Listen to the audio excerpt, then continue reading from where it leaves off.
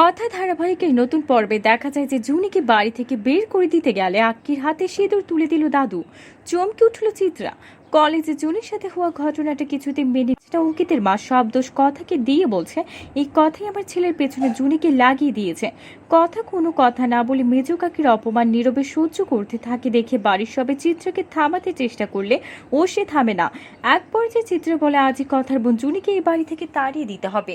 এই বলে সোজা উপরে জুনি যে ঘরে থাকে সে ঘরে চলে আসে অঙ্কিতের মা। তারপর জুনির হাত ধরে টানতে টানতে জুনিকে ঘর থেকে বাইরে নিয়ে আসে চিত্রা।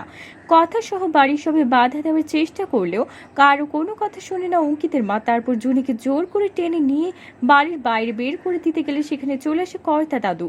তারপর সবার মুখে বিশেষ করে অঙ্কিতের মুখে সবটা শুনে জুনিকে বাড়িতেই রাখার সিদ্ধান্ত নেয় দাদু।